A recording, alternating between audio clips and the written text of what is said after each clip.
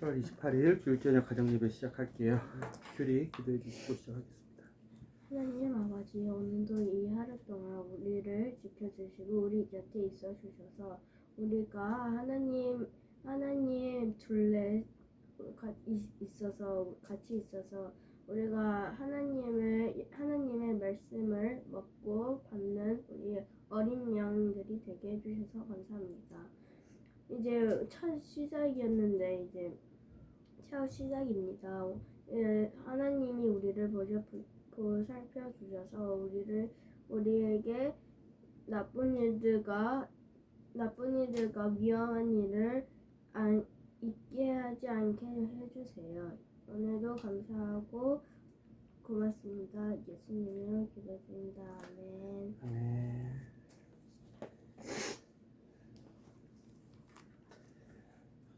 이게 자녀의 특권이에요. 아버지가 자녀들을 보호하고 지켜주는 것처럼 하나님은 우리를 보호해 주신다고 지켜주신다고 하나님을 믿고 하나님께 의뢰하는 사람을 지켜주신다고 하셨어요. 그 이유는 기쁨이에요. 기쁨. 시편 5편에 8절에 써 있어요. 오늘 규리가 그 기도를 했기 때문에 시편 5편 그 말씀을 읽어 드리도록 할게요. 시편 5편 11절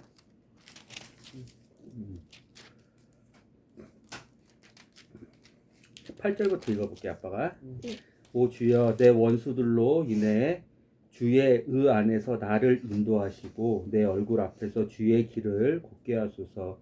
그들의 입에는 신실함이 없고 그들의 속 부분은 사악함 바로 그 자체이며 그들의 목구멍은 열린 돌 무덤이요 그들은 자기 혀로 아첨하나이다.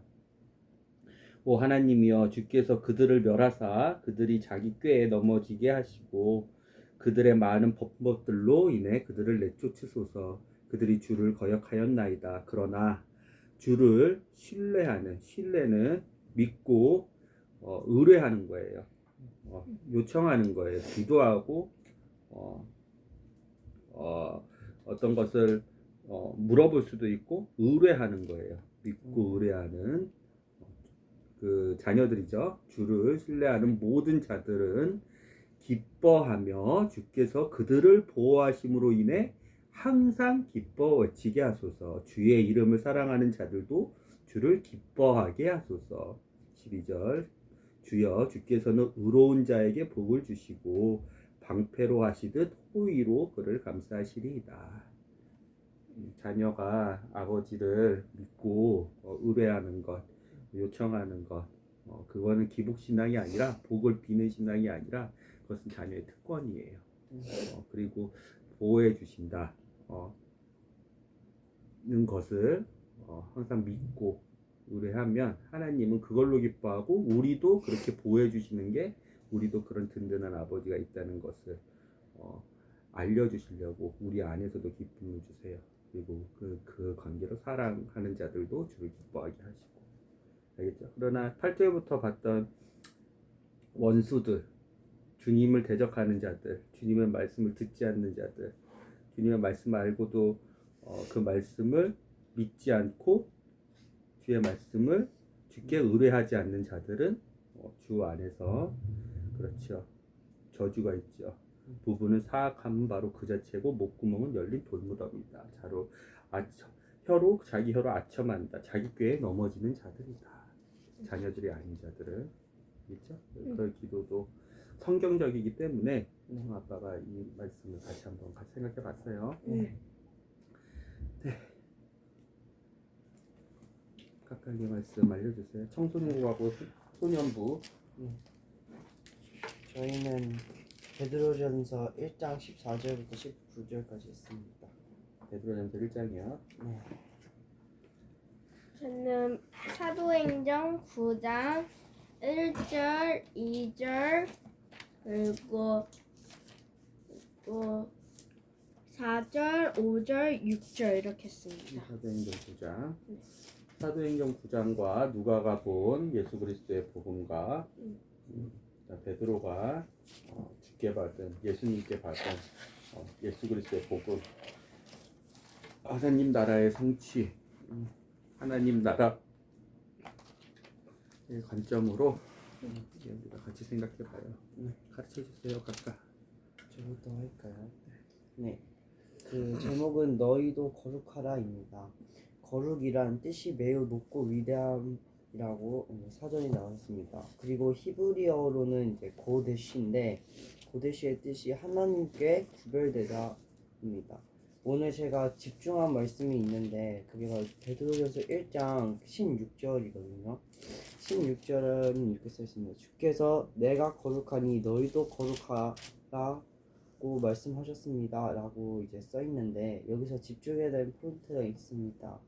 하나님께서는 지극히 거룩하시고 그래서 우리가 하나님과 교제와 나눔을 하기 위해서는 우리가 거룩을 해줘야 돼요.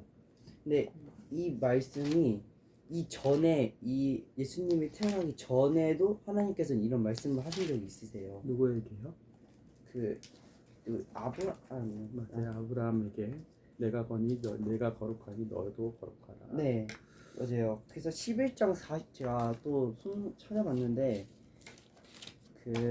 잠깐만 레위기를 보시면 레위기 11장 44절부터 45절에 써 있습니다. 제가 한번 읽어볼게요. 나는 너희 하나님 여호와이다. 내가 거룩함으로 너희도 깨끗하고 거룩해야 한다. 모세의 율법에도 하나님이 자기소개를 하시죠. 네, 맞습니다. 땅 위에 기어다니는 작은 짐승들 때문에 너희 몸을 더럽혀 부정타서는 안 된다. 하나님이 또 자기소개를 하시죠. 정결하신 하나님, 깨끗하신 하나님, 흠이 없으신 하나님. 나는 너희의 하나님이 되려고 너희를 애굽 땅에서 데리고 올라온 여호와이다. 내가 거룩하니 너희도 거룩해야만 한다라고 이렇게 레위기에서도 이제 써 주신 만큼 저는 이 16절 베드로전서 1장 16절 레위기 11장 45절에 이렇게 나온 것처럼 내가 거룩하니 너희도 거룩하라 라는 말씀이 오늘 말씀에서 되게 집중 포인트가 될 것 같습니다. 또 하나님의 나라는 이제 거룩의 뜻이 이 뜻이 매우 높고 위대함이잖아요. 이 위대함을 내가 위대한 너희도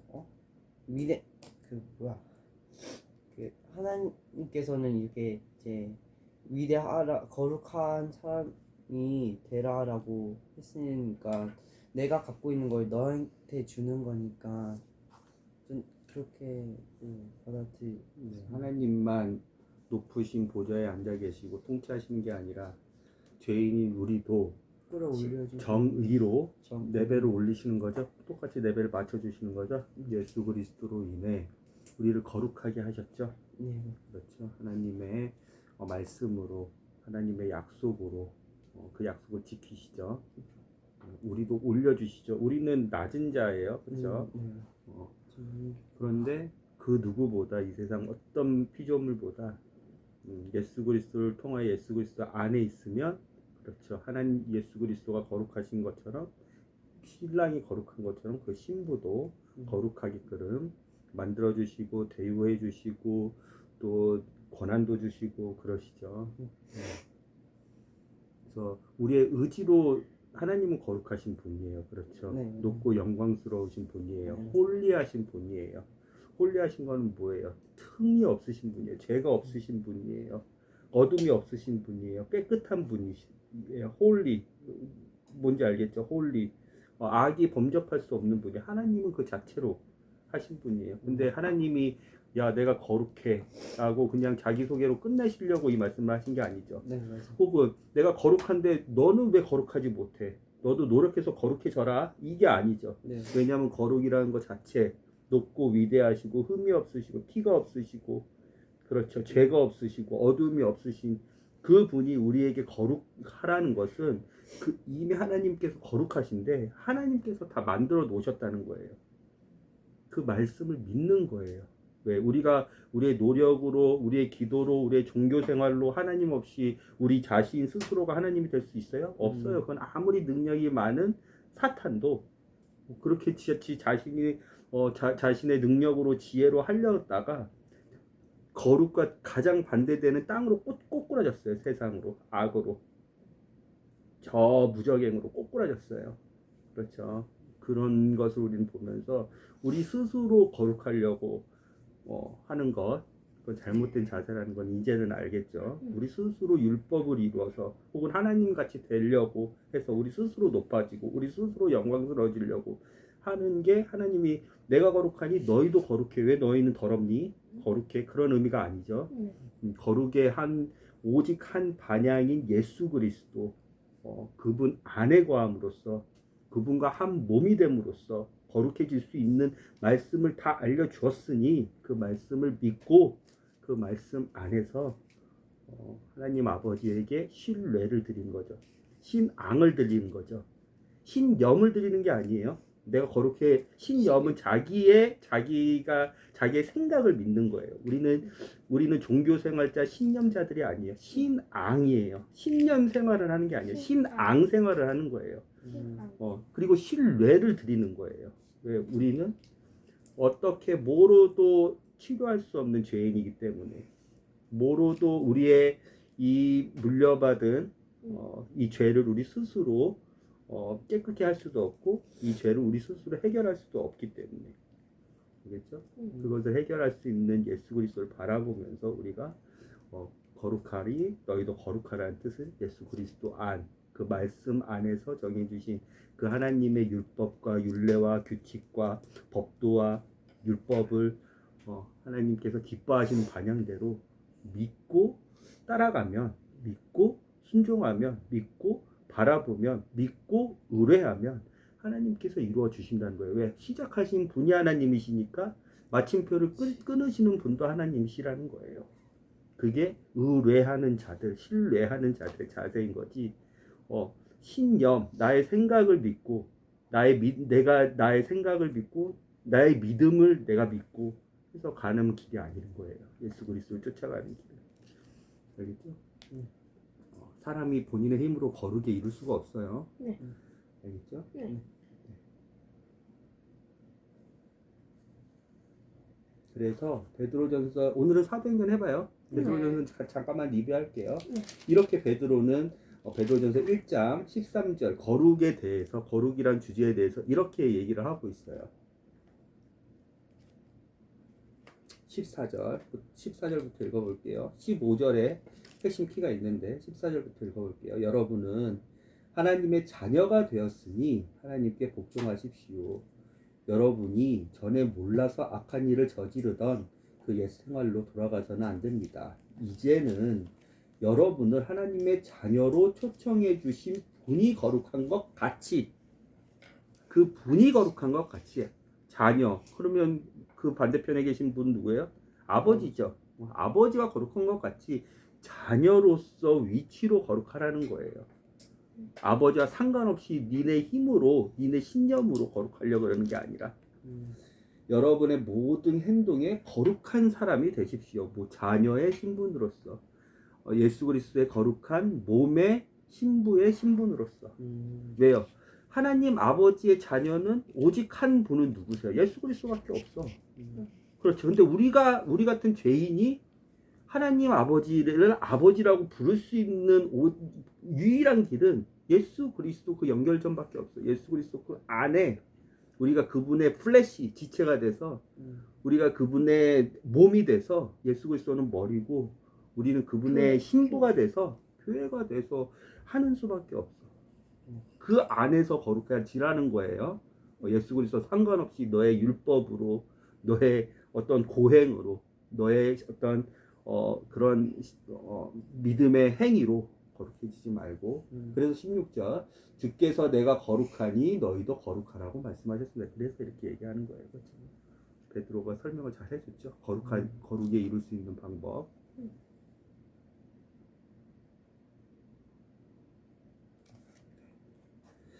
사도행전이요.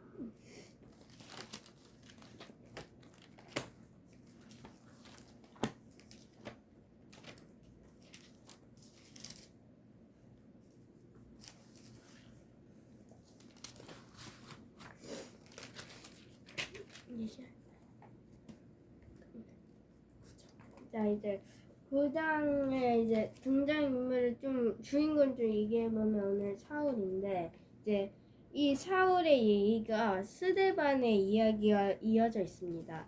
스데반이 이제 예수님을 전파하고 돌로 찍어 죽었을 때 사울이 그때 있었거든요. 근데 사울은 그것을 보면서 처음에는 마땅하다고 느끼면서 스데반을 같이 죽이자고 했는데 하는 그 마음이 들어서 이제 2절처럼 그는 다메섹에 가서 그리스도인이면 남녀 가릴 것 없이 눈에 띄는 대로 모조리 예루살렘으로 붙잡아 올 테니 다메섹에 있는 여러 회당에 보내는 공문을 써달라고 요구하였다. 이게 무슨 말이냐면 이제 다른 나라로 가가지고 예수님을 믿는 사람을 죽이고 오겠다 이런 말을 이제 가려고 죽이려고 예루살렘까지 붙잡아 오겠다. 붙잡아. 왜냐면 거의 나라에서 죽이면 법적으로 안 된다고 해서 죽이려고 오겠다 이런 말을 한 게 2절인데, 이제 그런 일을 한 후에 이제 자기 땅으로 와가지고 자기 땅으로 와가지고 그 사람들을 잡고 했을 때 이제 4절에 이렇게 예수님께서 사울한테 말씀하셨습니다. 사울은 그만 땅에 엎드러지고 말았다. 왜냐하면 이 비 때문에 이렇게 엎드러졌다고 하는데 이제 엎드러졌다고 하는 표현입니다. 그때 한 음성이 사울에게 들렸다. 사울아 사울아 어찌하여 나를 박해하느냐. 이렇게 예수님께서 사울한테 이렇게 말씀을 하셨는데 사울은 처음에는 그것을 거짓말, 속임수라고 생각을 했습니다. 이 음성에 대해. 그래서 5절에 사울이 당신은 누구십니까? 이렇게 말씀을 했습니다. 이렇게 사울이 물었다. 그러자 곧 대답이 들려왔다. 나는 내가 박해하는 예수다. 이렇게 5절에 예수님께서 사울한테 이렇게 말씀을 하셨는데 사울이 여기에서 더 큰 충격을 받은 게 이걸 죽이기로 시작한 게 처음에는 예수를 지키려고 했습니다. 이게 무슨 말이냐면 스데반이 하나님의 아들이 예수님이시다 이렇게 말씀을 하셨잖아요. 근데 사울은 그 신이 어떻게 나랑 똑같은 청민한 사람인데 어떻게 아들이 되냐 하면서 예수님을 믿었던 사람을 죽였기 때문에 처음에는 이 5절에 사울은 엄청난 큰 충격을 받았습니다. 그리고 저는 이 말씀을 보면서 사울이 이상한 짓들과 감옥에 넣은 것과 죽이는 것과 이런 모습을 본 예수님이 사울한테 바로 벌을 내지 않고 5절처럼 말을 하는 게 현명하다고 저는 생각을 했습니다. 오늘 이 말씀을 들으면서.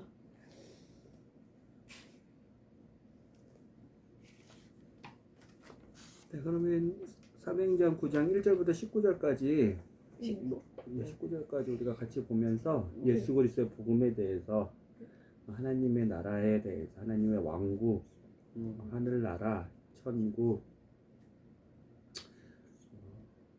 대해서 그건 좀 같이 한번 생각해 볼게요. 좀 더 읽을까요? 5절씩.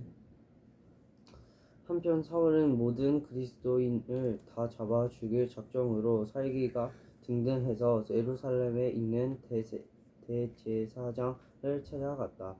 그는 다메섹에 가서 그리스도인이면 남녀를 가릴 것 없이 눈에 띄는 대로 모조리 예루살렘으로 붙잡아 올 테니 다메섹에 있는 여러 회당에 보내는 공문을 써 달라고 요구하였다. 사울이 이 용무를 갖고 다메섹 가까이 갔을 때였다. 갑자기 하늘에서 눈부신 빛이 번쩍이더니 그를 둘러 비추었다.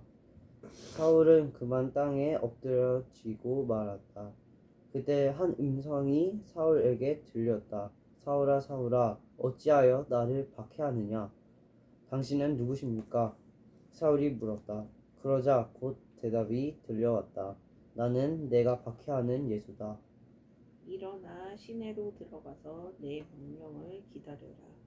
사울과 같이 가던 사람들은 놀라서 말도 못하고 서 있었다. 그들에게는 음성만 들려올 뿐 아무것도 보이지 않았다. 사울은 겨우 땅에서 일어났다. 그러나 앞이 보이지 않았다. 눈이 먼 그는 사람들의 손에 이끌려 다메섹으로 들어가 사흘 동안 맹인이 된 채 아무것도 먹지도 마시지도 않고 지냈다. 다메섹에는 아나니아라는 한 신도가 살고 있었다.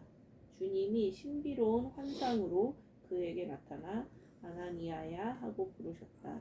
예, 주님 하고 그가 대답하자 주님이 말씀하셨다.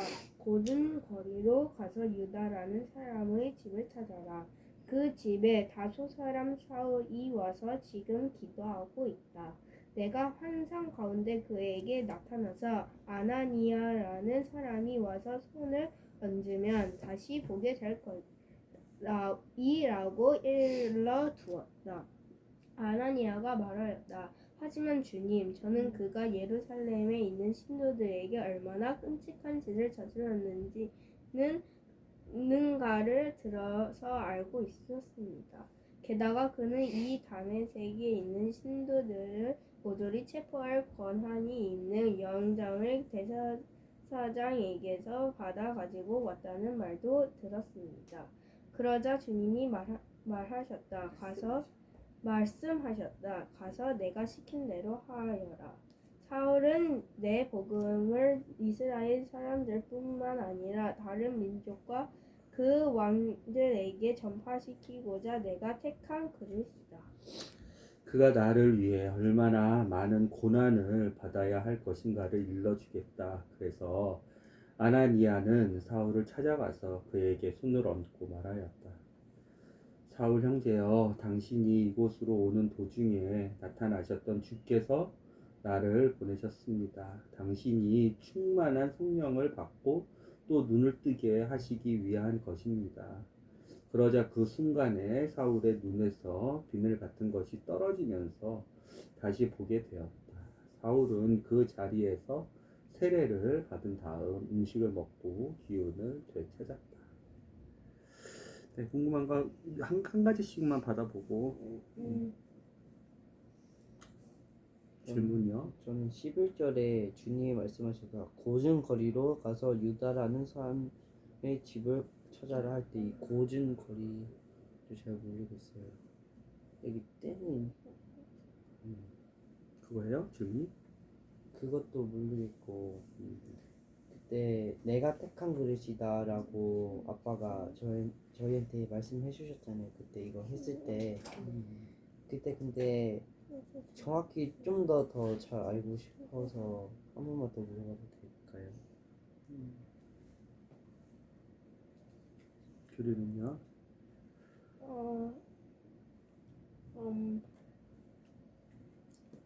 그 16절에 예수님이 그가 나를 위해 얼마나 많은 고난들을 받아야 할 것인가를 믿어주겠다. 이게 있잖아요. 그 16절의 말이 좀 자체가 이해가 안 나는데 그가 나를 위해 얼마나 많은 고통을 받아야 할 것인가를 일러주겠다잖아요. 그러면 그가 사울인가요? 사울이 어떤 고난을 받아가지고 얼마나 많은 고난을 받아야 하는 것을 일러주겠다는데 이게 안 나와가지고 궁금했어요. 또요? 혹시 있어요? 저는 이것만 풀리네요. 자, 고등거리부터 시작할게요. 고등거리는 과거 개역개정 성경에는 직가라고 했어요. 직가. 직선의 거리예요. 스트레이트. 스트리트. 다마스쿠스는 지금의 시리아, 옛날의 시리아, 이스라엘 윗지방, 이스라엘의 위대, 옛날의 아람 그 지역의 시리아라는 곳의 수도예요. 엄청 큰 수도예요. 그 시리아의 다마스쿠스에 유다라는 집에 지금 사울이 3일 동안 먹지도 않고 마시지도 않고 기도하고 있잖아요. 그리고 하나님의 환상을 보고 계시잖아요. 이 아나니아를 기다리고 있잖아요. 왜? 성령님께서 알려주셨죠. 네. 어디 알려주셨어요? 아나니한테 그 거기로 가요. 사울한테 가서 뭐 이렇게 삐죽삐죽거려. 정확히 딱 보고 딱 써 있잖아요. 그 11절에 그래요. 유다라는 사람의 집을 찾아라. 기도를 하고 있다. 네. 그렇죠. 12절에 딱 있잖아요. 내가 뭐라고 환상 있어요? 가운데 그에게 거기서 그에게가 그에게가 누구예요? 그가 내가가 누구고? 내가가 하나님 주님이고 그 그에게는 예수님이죠. 그 사울 사울. 그렇죠. 뭐라고 하셨어요? 손을 환상 얹으며 다시 보게 될 것이라고 알려주셨죠. 네. 그렇죠. 아나니아라는 사람도 알려주셨죠. 네. 그렇죠. 그 유다의 집에서 먹지도 않고 마시지도 않고 사흘 동안 3일 동안 그렇죠. 하나님께 기도하고 그렇죠. 하나님의 환상을 보면서 아나니아를 기다리고 있는 그 사울에게 아나니아는 하나님께서 고든 거리로 가라 그랬어요. 고든 거리. 그렇죠. 거기로 가서 유다의 집은 고든 거리에 뭐 한 곳에 있겠죠. 그렇죠. 고든 거리로 가라 그랬을까? 왜 그러셨을까? 왜냐하면 사도행전 9장은 길이 생각보다 엄청 많이 나와요. 사건. 첫 번째 사도행전 9장 3절 그가 길을 가다가 그가 길을 가다가 아빠가 이제 킹제임스 성경 버전으로 얘기를 할게요. 그가 길을 가다가 그는 사울이에요. 길을 갔죠. 네. 어디로? 예루살렘에서 다마스쿠스로. 어떤 것을 가지고 그 길을 갔어요? 살기를 가지고 갔죠. 1절에 네. 살기를 내뿜으면서 그렇죠. 그가 길을 가다가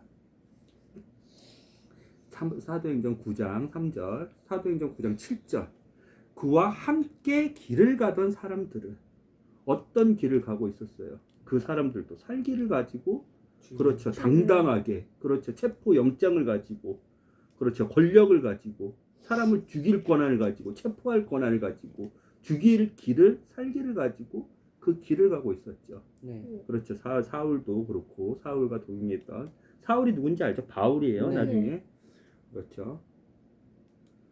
길이 또 나오네. 그리고 사도행전 9장 15절 그러나 주께서 그에게 이르시되 내 길로 가라. 아나니아한테 아나니아가 사울 평판 못 들어보셨어요? 주님 그 사람 다 죽여요. 예루살렘부터 명성이 자자한데 그런 그리스도인을 핍박하는 사람들이 여기까지 소문이 200km가 넘거든요. 예루살렘부터 다마스커스까지 200km가 넘는데 그 통신도 발달되지 않고 그 교통의 길도 발달되지 않은데 그 사람 사울의 명성이 200km가 넘는 그 근방까지 이미 알고 있었어요. 아나니아가 알 정도였어. 얼마나 악랄한 사람인지, 얼마나 살기가 등등한 사람인지. 스데반이 순교했죠. 그리고 주님 보좌 밑으로 들어가셨죠. 3층 하늘에. 그 스데반을 어떻게 죽였는지, 죽일 때 어떤 역할을 했는지 알고 있었어. 그래서 아나니아한테 주님께서, 예수님께서, 우리의 주인 대신, 우리의 신랑 대신 예수님께서 주의 이름을 부르는 모든 자들, 예수 그리스도의 이름을 부르는 모든 자들을 결박한 권세들을 그가 가졌고 13절 주의 성도들, 예수 그리스도를 믿는 거룩한 모임인 교회 성도들, 예수 그리스도를 따르는 자들에게 많은 악을 행하였다고 내가 예루살렘에 또 엄청 들었다. 그런데 그 주님께서 야, 네 길 가. 내가 말했던 그 길, 네가 가야 될 길 가. 네의 생각 잠시 접어두고 네가 들었던 거 잠시 접어두고 내가 가라고 했던 네가 걸어가야 될 그 길을 가라고 하면서 17절 아나니아가 그래서 15절 주께서 아나니아에게 이르되 내 길로 가. 내 길로 가.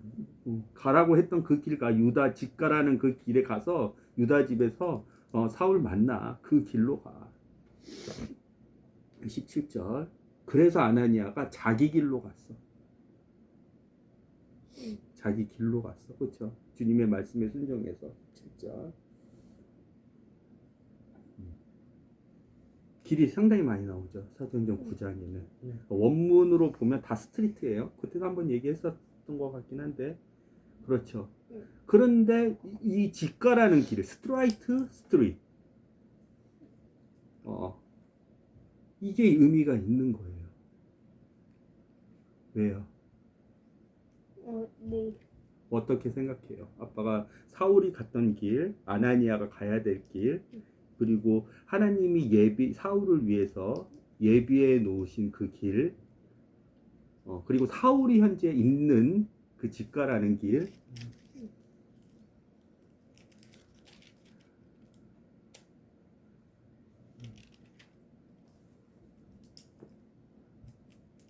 속증이 여기다 속점을 어떤 의미가 있는 것 같아요? 이 직가라는 길, 곧은 거리.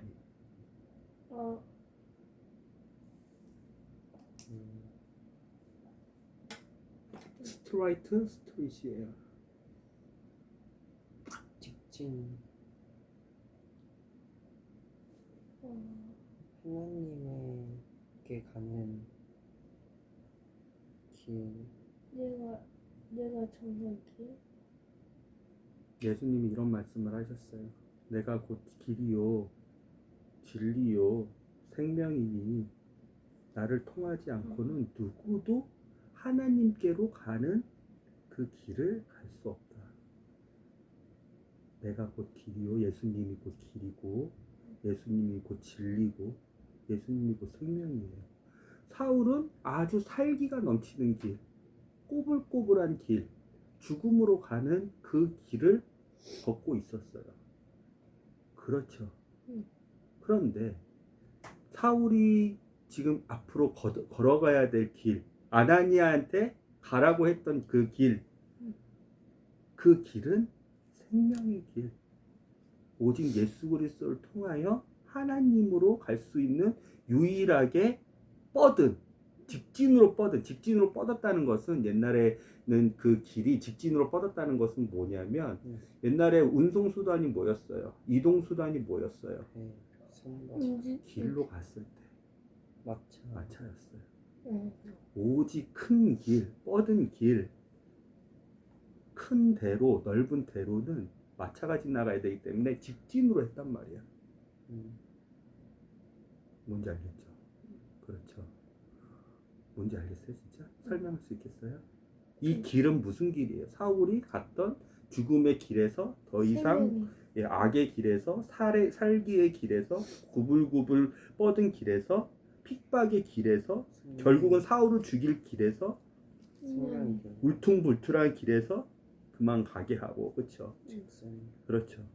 성령님이 사울을 위해 준비하셨던 유다의 집, 거기에 그 다마스쿠스에 여러 가지 길이 많았겠지만, 좁은 길도 있고 골목길도 있고 꼬불꼬불한 길도 있겠지만, 마차가 가는 대로로 직선으로 뻗은 그 길만이, 아나니아한테 가라고 했던 그 길만이, 사울이 앞으로 걸어갈 그 길만이, 그렇죠, 무슨 길이에요? 하나님 아버지께 갈 수 있는 길이에요. 누구를 통해서? 아나니아. 예수님을 통해서. 예수 그리스도 우리 주를 통해서. 그래서 고든 길을 성령 저자 성령님께서 그대로 얘기해 주신 그 고든 길을 그냥 유다가 있는 집에 있는 그 길로 가지 말고, 고든 길, 생명의 길, 예수 그리스도의 길, 그 길로 하나님 아버지께 갈 수 있는 오직 유일한 길, 생명의 길, 그 길만이 주님께 갈 수 있는 직선의 스트레이트로 뻗은 그 길이라는 것을 의미하지 않을까 하는 생각을 해요. 왜? 사도행전 9장은 의도적으로 누가가 엄청 길을 많이 써놨어. 사울이 자기 길을 가고 있었다. 그 동행들도 사울과 함께 그 길을 가고 있었다. 아나니아한테 그 길을 가라 그랬는데 안 가니까, 아나니아야 그 길로 가. 그래서 아나니아가 그 길로 갔다. 사울이 그 고든 길 앞에 있다. 그 길로 가는 사울은 나의 택한 그릇이다. 그 길에 사울이 지금 잠깐 정차해서 자기의 과거를 회개하며 믿음의 말씀에 반응해서 회개하며 기다리고 있다. 성령님 세례를 받잖아요, 그렇죠? 왜요? 믿음 다 뭐예요? 회개는 뭐예요? 말씀이죠. 믿는 거죠. 말씀이 임한 거죠. 그렇죠. 그리고 나서 세례를 받는 거죠. 그렇죠. 예수 그리스도와 나는 하나다.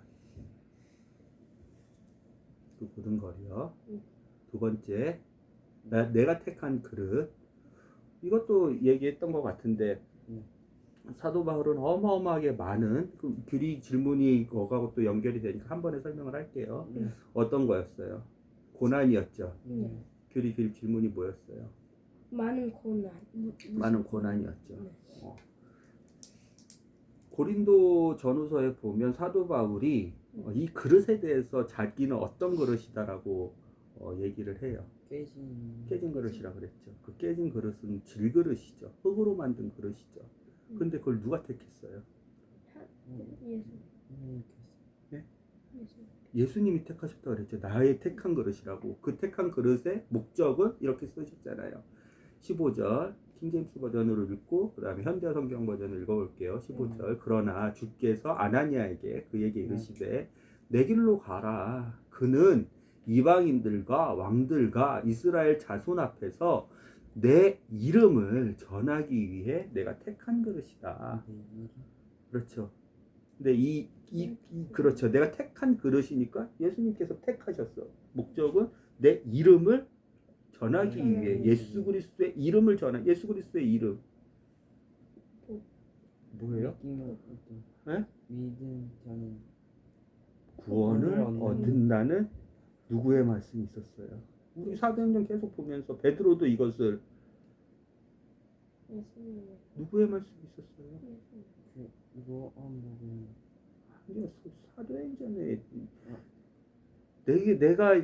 나는 은과 금이 없지만 내게 있는 것을 내게 주노니 그 문에서 예수 그리스도의 이름으로 일어나서 그 이름이 어디에서 나왔었어요? 구약에 베드로 베드로가 얘기했던 그 이름 그리스도 진리 그리스도 보고 사도행전 3장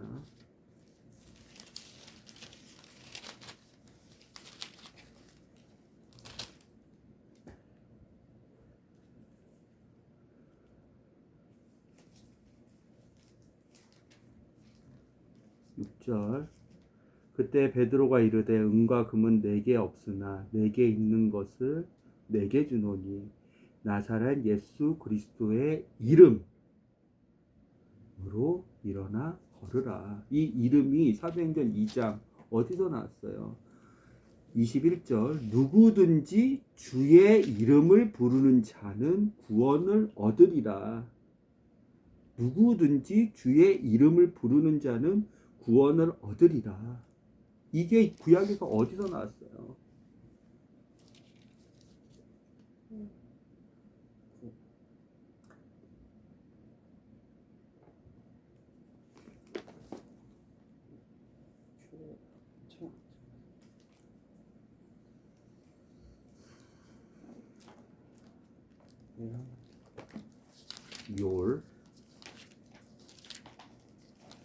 요엘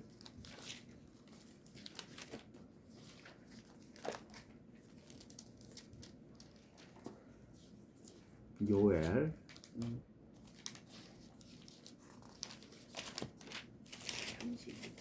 32절 2장 32절 30절부터 아빠 읽어볼게요. 또 내가 하늘들과 땅에서 이적들을 보이리니 곧 피와 불과 연기 기둥들이니라.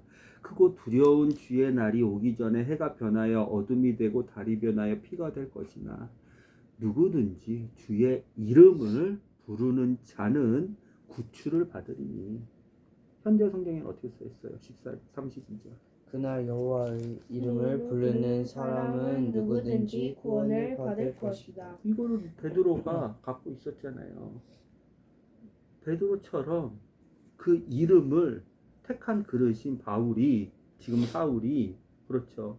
그 이름을 전파하는 어떤 거? 그 이름을 부르는 자는 구원을 받는데 죽음에서 영원토록 하나님과 단절될 수밖에 없는데 구원을 받는데 죽음에서 사망에서 죄에서 구원을 받는데 이것을 사도 바울을 택하셔서 그 그릇의 목적에 맞게끔 쓰시려고 예수 그리스도의 이름을 위해서 부르셨잖아요. 그렇죠. 근데 그 그릇이 무슨 그릇이에요? 깨진 질그릇. 그 금이 가고 뻥꾸가 낡은. 나고 그렇죠. 깨지기 쉬운 질 그릇이죠.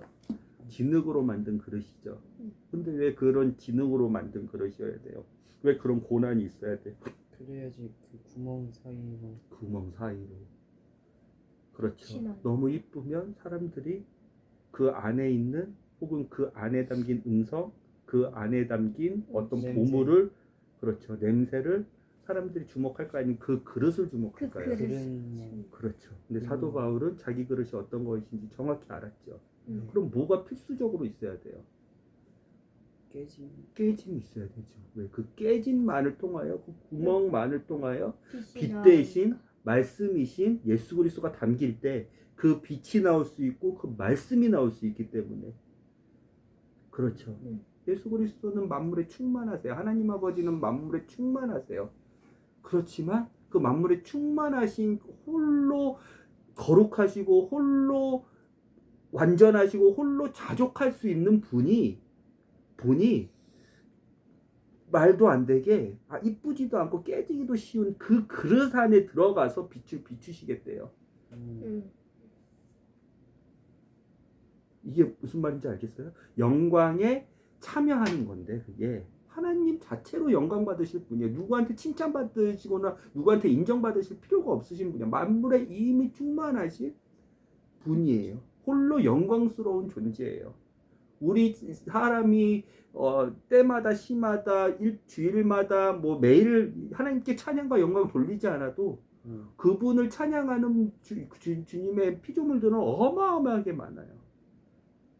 천국의 천사에 그 보좌의 내생물에 예수 그리스도와 같은 몸을 입은 24장로에 온 무리들 이미 3층 천에 있는 온 무리와 방백들의 이미 영광스러운 존재로 찬양을 어마어마하게 그 찬양도 냉정히 따지고 보면 하나님께 필요 없는 찬양이에요. 찬양을 하든 안 하든 누가 인정을 하든 안 하든 높임을 올리든 안 하든 그분은 온전한 자체인데 그 말씀이 그 음성이 그 생명이 그 보잘것없는 사도 바울 같은 질그릇 안에 들어왔어. 근데 그 질그릇이 깨지지 않고 그 질그릇이 너무 이쁜 보물 같은 그릇이라면 그 그릇이 자기가 잘났다고 말씀이 담겼다고 자랑하면 그 그릇은 그 예수님이 말씀이시고 예수님이 빛이신데 그 그릇을 통해서 빛이 나갈 수 있겠어요? 그 그릇을 통해서 말씀이 나갈 수 있겠어요? 안 나가도 상관없어. 예수님 이미 하나님은 온전하게 승리하시고 이미 영광스러우신 분이야. 그 그릇 안에 들어와가지고 그 그릇 안에 들어와서 그 말씀 그 구멍 사이로 나가시겠대요. 그거는 뭐예요? 예수님이 그 그릇을 통해서 어떻게든 내 영광을 보여주려고 내 말씀을 조금이라도 전파하려고 하시는 분이 아니에요. 그 그릇을 살아가시는 예수님. 그 그릇이 하찮아 보여도 그 그릇을 거룩하지도 않은 그 그릇을 거룩한 신부로 그 그릇을 영광스럽지 않아도 예수님과 같이 영광스러운 존재로 예수님과 같이 거룩한 존재로 사용하시는 예수님의 사랑인 거예요. 그 그릇이 그런데 무슨 그릇이어야 돼요? 근데 깨진 그릇이죠. 그 깨진다는 의미가 고난이에요. 누가 깨뜨려요? 누가 그렇게 금을 가게 해요? 그 질그릇에 하나님이 감히 선택한 그릇인데 사탄이 깨뜨려요. 사탄이 금이 가게 해요. 왜? 담긴 보물, 담긴 말씀, 담긴 빛에 집중하지 못하게 하고 자기가 난 상처, 자기가 뚫린 구멍, 자기의 이 연약함, 자기의 이 누군가가 나를 평가했을 때 이 창피함에 집중하게 하려고. 그런데 이것을 냉정하게 그 담긴 보물을 집중하는 사람, 그 말씀을 집중하는 사람, 그 빛을 집중하는 사람은 이 상처가 어떤 의미인지 알겠죠. 상처가 내지 않은 곳, 깨지지 않는 곳은 빛이 나갈 구멍이 없어요. 말씀이 나갈 구멍이 없어요. 왜? 그 말씀과 빛이 나감으로써 내가 영광스러운 그릇으로 하나님께서 만들어 주시니까. 이게 어떤 의미인지 알겠어요? 우리한테 사도 바울은 그래서 어마어마하게 고난을 많이 받았어요. 고린도후서 15장에 보면 질그릇도 아빠가 그 말씀을 알려드리도록 할게요. 어디에 있는지 자기가. 그래서 사도 바울은 내가 무슨 그릇인지 알았어요. 질그릇도 아빠가 그 말씀을 알려드리도록 할게요. 표기해놓고 머릿속에 외우고 있으면 좋아요. 우리도 똑같은 질그릇이기 때문에. 그래서 영광 돌린다는 표현. 배우들이 뭐 나와서 주님께 영광 돌리겠습니다. 주님을 찬양합니다. 이 말의 즉슨 뭐냐면 나를 통하여 예수 그리스도의 남은 고난이 있는데 그 고난 때문에 나를 통하여 깨진 부분들에 예수님이 나갈 수 있으며 그것을 영광 돌리겠습니다. 이 표현인 거예요. 깨지지 않고 금가지 않고 빵꾸 뚫리지 않고 한 자기가 이쁜 그릇으로 하나님 영광 돌려봤자 그 영광이 나가지도 못해요. 그 말씀, 그 빛이 영원한 생명이. 알겠어요? 그 영광 돌린다는 표현은 그런 표현이에요.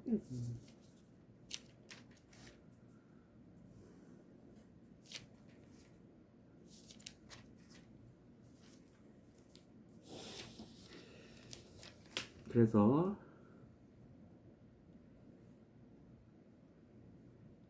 일단은 사도 바울이 무슨 고난을 받았는지 고린도 후서부터 아빠가 얘기해 드리도록 할게요. 고린도 후서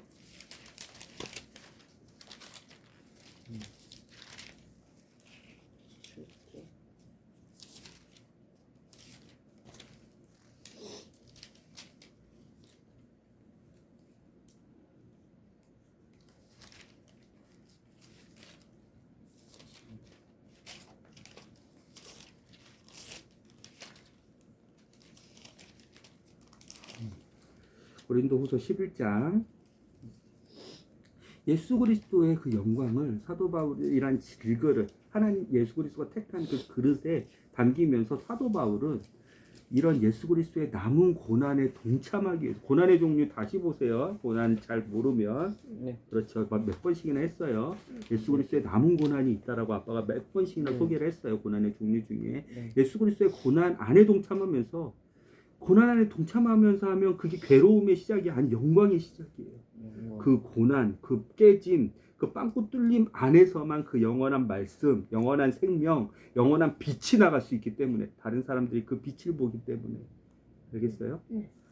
네, 어떤 고난을 당했냐면 이 사단이 그래서 사도 바울을 계속 상처에 집중하게끔 했는데, 깨지고 부서지기 쉬운 존재, 계속 우울감을 주고 너는 별것도 아닌 존재야 하면서 하려는데, 사도 바울은 이 깨진 부분에 대해 집중하기보다 그 안에 담긴 보물을 집중을 해서 사도 바울이 자기가 고난을 어떻게 당했는지를 이렇게 얘기하고 있어요.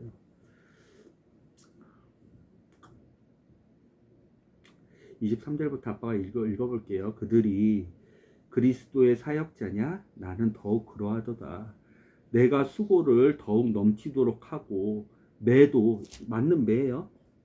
태장이라고 유대인들은 39대를 때렸어요. 죄수들을 40대 때리면 죽을 것 같아가지고, 매도 지나치게 맞고 감옥에도 더 자주 갇히고 여러 번 죽을 뻔하였으니 내가 유대인들로부터 40에서 하나 뺀 매를 5번 맞았고 3번 몽둥이로 맞고 1번 돌로 맞고 3번 파선당하여 한밤과 한낮의 깊음 속에 있었으며, 이 뒤에도 한 번 더 파선을 당해요. 로마 가기 전에. 고린도 후서는 사도 바울이 마게도니아에서 디도를 통해서 썼고 고린도에 보냈고, 그리고 나서 고린도에 가가지고 다시 이제 예루살렘 의회에서 이제 로마로 가려고 했는데, 유대인들 대제사장 만나고 로마로 가면서 다시 파선을 또 당해요. 배가 완전히 폭풍에 부셔져가지고 배 한가운데 사람이 떠있는 죽음의 공포, 외로움의 공포, 그게 난파선이에요. 배가 파선, 박살났다. 파선을 또 당해요. 그때 이거 빠져야 돼요. 그거는 파선을 근데 그 전에도 파선 예수 그리스도의 복음을 전하기 위해서 예수 그리스도의 그 남은 고난에 동참하기 위해서 계속 사단이 계속 공격을 하거든요. 왜 예수 그리스도의 교회를 이뤄가면 안 되니까 예수 그리스도의 복음이 퍼지면 안 되니까 예수 그리스도의 복음의 정수가 하나님께서 마련해 놓으신 이 미스테리가 사람들에게 가르쳐지면 안 되니까 예수 그리스도는 신랑이고 거룩한 그의 교회 몸된 교회는 신부라는 거 퍼져지면 안 되니까 영원한 구원을 어떻게 받는지 니네가 예수 그리스도처럼 어떻게 하나님의 자녀가 되는지 퍼지면 안 되니까 계속 깨트리는 거야 그 질그릇에. 봐봐요 감옥에도 갇히고 그렇잖아. 우리 다 알잖아. 빌립보부터 시작해가지고 유대인 돌로만 거 누스드라 이고니온 거기서 돌로 맞아가지고 그렇죠. 사도 바울이 마치 죽은 사람처럼 그렇죠. 유대인들이 불러와가지고 감옥에 갇혀가지고 막 때리고 그렇죠. 여러 번 죽을 뻔하였으니 내가 유대인들로부터 마흔에 하나 뺀 매를 5번 맞았고 3번 몽둥이로 맞고 1번 돌로 맞고 3번 파선을 당하여 한밤 한낮을 깊음 속에 바닷속에 있다는 거예요. 자주 여행하면서 물들의 위험과 물들이 나를 죽이려고 물들 강들이 범람한 거랑 우리 그때 김광호에서 봤었잖아요. 조금만 비 와도 이쪽에서 저쪽으로 넘어가야 되는데 물들에 휩쓸려지고 그렇죠. 그런 물들 그렇죠. 사도 바울이 전도 여행을 어마어마하게 다녔잖아요. 자주 여행하면서 예수 그리스도의 복음을 전파하고 가르치고 교회를 세우고 교회를 굳건히 하고 그렇죠. 그 비밀들 미스테리라고 하는데 예수 그리스도가 우리 신랑 되신다는 것을 알려주기 위해서 물들의 위험과 그리고 그 당시에는 치안이 없었잖아요. 그랬잖아요. 그래서 버가에서 비시디아 안디옥으로 올라가는 그 산골짜기 윗 그 산골짜기 도둑들이 어마어마하게 많이 살았잖아요. 그 산적들 도둑들 그렇잖아요. 맨날 노숙을 했으니까 복음을 전하기 위해서 강도들의 위협과 내 동포로 위한 인과 유대인들도 어마어마하게 쫓아다니면서 스토킹하면서 어디에요? 누스드라에서 이고니온에서 더베로 계속 쫓아다니면서 그 예루살렘 공회까지 쫓아가가지고 없는 거 막 지어내고 예수 그리스도가 당했던 것처럼 없는 거 막 지어내고 비방하고 이게 다 뭐예요? 택한 그릇이 갖고 있는 구멍이에요. 근데 이 구멍을 통해서 하나님께서 그 빛과 그 말씀이신 우리가 들을 수 있는 예수 그리스도 하나님은 보이지 않는 형체시오 보이지 않는 빛이시오 들리지 않는 하나님이시지만 보일 수 있는 하나님인 예수 그리스도 그 소리가 그 빛이 그 그릇에 담기니 그 생명이 그 그릇에 담기니 그 빛이 태초부터 계셨던 말씀이셨던 그 빛이 그 그릇에 담기니 이렇게 구멍이 많이 나고 이렇게 죽고 싶고 깨고 싶고 파손되고 하는 그 구멍 사이로 그 빛이 나오는 거예요. 그 말씀이 나오는 거예요. 그게 영광이라는 거예요. 3번 몽둥이로 맞고 1번 돌로 맞고 3번 파손당하여 한밤 한낮을 깊음 속에 있었으며 자주 여행하면서 물들의 위험과 강도들의 위험과 내 동포로 인한 위험과 유대인들 이교도로 인한 위험과 왜요? 뭐 터키부터 시작해서 유럽까지 막 가는데 그렇죠. 하나님을 믿지 않는 로마 사람들한테 그렇죠. 로마의 황제, 로마의 오직 신은 카이사르밖에 없는데 너는 무슨 개소리를 하고 있냐? 너 지금 뭐 예수가 오직 유일한 신이라고 그러면 너는 카이사르한테 가서 카이사르가 신인데 너는 카이사르한테 대적하는 거냐? 이교도의 위험과 도시에서의 위험과 광야에서의 위험과 바다에서의 위험과 거짓 형제들 가운데서의 위험을 당하였고 지치고 아프며 여러 번 밤을 새우고 배고프고 굶주리고 목마르고 여러 번 금식하고 추위당하고 헐벗었노라.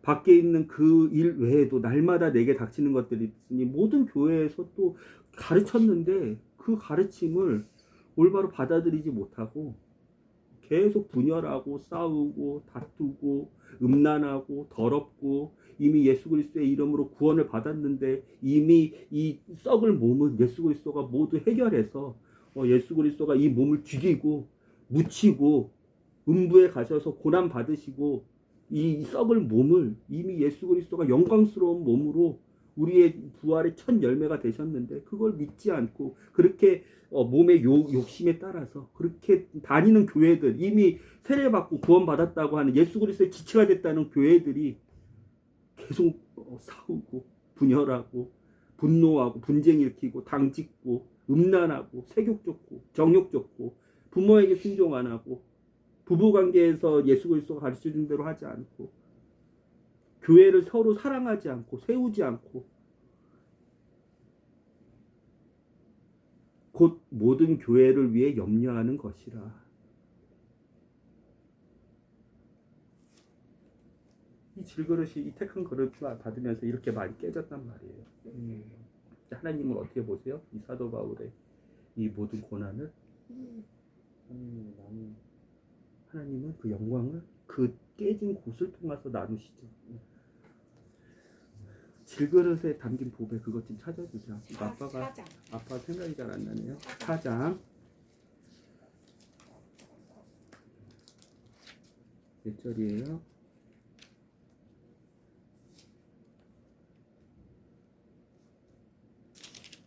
3장 6장.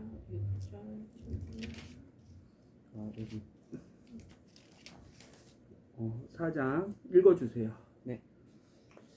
6절부터 읽을게요. 어둠 속에서 빛이 있으라 하고 하신 하나님께서 우리에게 예수 그리스도의 얼굴에 빛나는 하나님의 영광스러운 광채를 깨닫게 해 주셨기 때문입니다. 그러나 이 귀한 보물, 지금 우리들 속에 빛나고 있는 이 빛과 힘은 깨지기 쉬운 그릇, 곧 우리의 연약한 육체 속에 들어 있습니다. 우리 속에 있는 이 영광스러운 힘은 우리 자신에게서 나온 것이 아니라 하나님에게서 나온 것이라는 사실을 누가 보아도 알 수 있습니다. 아멘. 고린도후서 4장 7절 6절부터 아빠도 읽어볼게요. 킹제임스 버전이에요.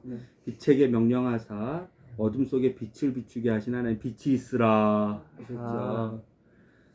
하나님께서 그 창조의 하나님께서 물을 포도주로 만드시는 성령님께서 그 창조의 성령님께서 말씀으로 모든 창조를 하시는 그 예수님께서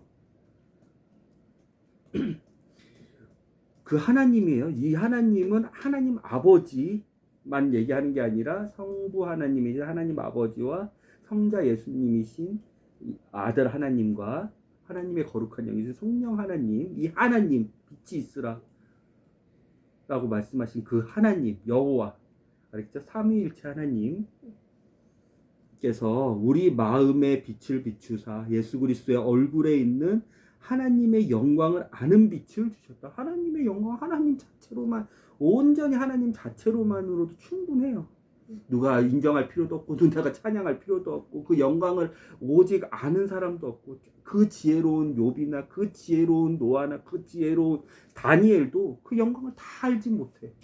심지어 하나님의 영광의 보좌 앞에 있는 네 수레바퀴인 스랍들, 내 수레바퀴, 그리고 그 중간에서도 루시퍼도 그 영광의 찬란함이 어떤지 다 알지 못해. 어떠한 지혜자라도, 어떤 창조물이라도, 어떤 피조물이라도. 근데 그 영광을 사람한테 주셨대. 그 사람이 무슨 사람이에요? 그릇이죠. 몸이죠. 그 7절 그러나 우리는 이 보배, 이 하나님의 영광이 예수 그리스도 말씀이자 빛이자 영원한 생명이신 이 예수 그리스도를 질그릇 안에 가지고 있다. 우리 같은 질그릇 안에 가지고 있다. 이것은 뛰어난 권능이 하나님에게서 나고, 그렇죠? 우리에게서, 우리가 그 스스로 영광을 만들어내는 거예요? 아니면 우리가 하나님께 영광을 돌린다고 우리가 만들어낸 영광으로 하나님께 영광을 드리는 거야? 아니, 알겠죠? 그 질그릇 안에는 그래서 예수 그리스도의 나온 고난이 있는 거예요. 어마어마한 사도 바울의 고난. 근데 그게 사도 바울의 고난만 아니에요. 왜?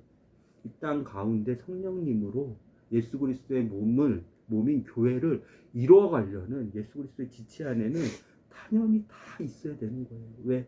하나님이 사도 바울만 택하셔서 그 그릇으로 사도 바울만 하나님의 영광에 동참하시고 그 영광 중에 사도 바울의 질그릇으로만 뿌리시려고 하시는 게 아니라 예수 그리스도에 지체되어 있는 모든 자들, 교회를 이루어가는 교회 예수 그리스도의 몸을 이루어가는 예수 그리스도의 신부인 모든 자들 다 그 영광에 동참시키시려고 하기 때문에 그 영광에 동참되어 있는 하나님께로부터 다시 태어난 자들, 거듭난 자들은 그 영광의 그릇, 질그릇 안에 깨진 부분들을 만들어 놓으시는 거예요.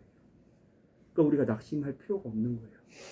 네, 하나님께서 우리가 하나님의 영광에 동참하기 원한다고 기도할 때 이것은 하나님 제 질그릇을 조금 더 깨지시고 그 깨진 그릇으로 예수님의 생명이, 예수님의 말씀이, 예수님의 빛이 나가게 해주세요 하는 고백과 똑같은 거예요. 무슨 고백인지 알겠죠?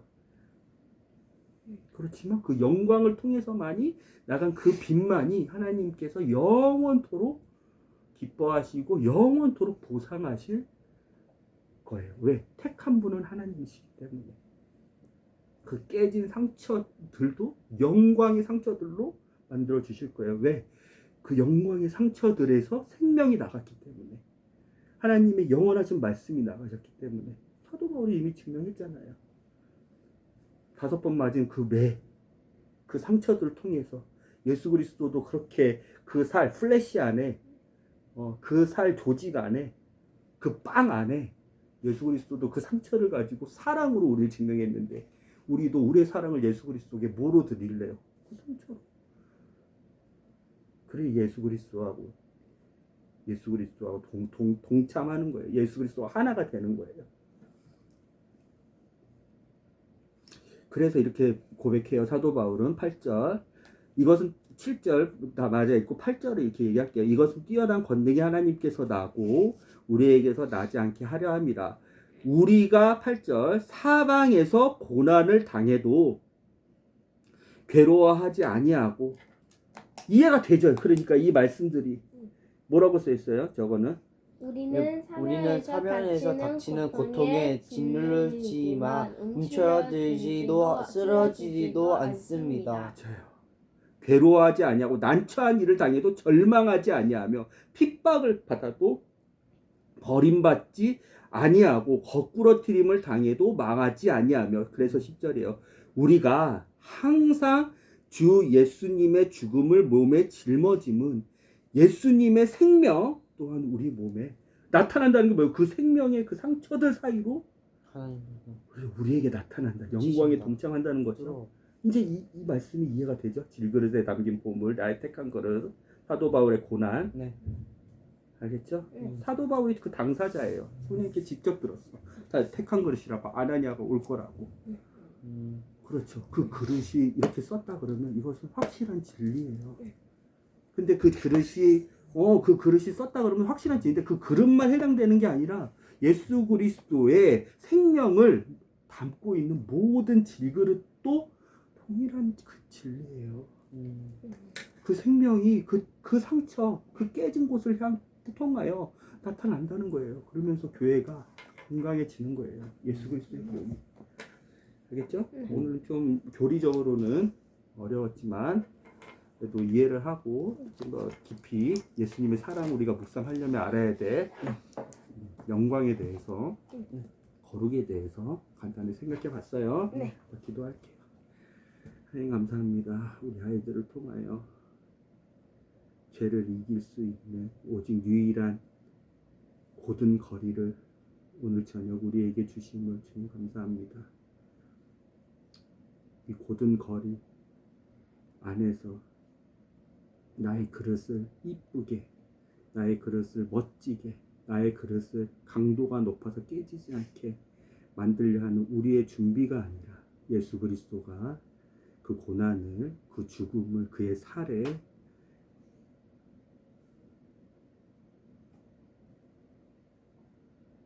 당한 것 같이 우리도 예수 그리스도를 닮아서 깨지고 금가고 상처나고 빵꾸나고 한 그런 보잘것없는 몸의 질 그릇이지만 예수 그리스도라는 보물이, 예수 그리스도라는 생명이, 예수 그리스도라는 영원한 빛이, 예수 그리스도라는 영원한 말씀이 우리 몸 안에 담김으로써 예수 그리스도의 생명이 우리 이 질그릇 같은 곳에 담겨서 사도 바울과 같이 여기 있는 모든 사람들도 나타날 수 있도록 우리가 예수 그리스도가 선택하신 질 그릇이 날마다 될 수 있도록 주님 도와주시고, 고난도 마찬가지로 우리가 잘 예수 그리스도의 남은 고난에 동참한 자로 하나님 이 고난도 잘 분별해서 예수 그리스도에게 기쁨이 되는, 예수 그리스도에게 칭찬받는, 예수 그리스도에게 영광을 다시 돌리는 여기 있는 모든 질그릇들이 될 수 있도록 주님 도와주세요. 예수님의 이름으로 기도드렸습니다. 아멘.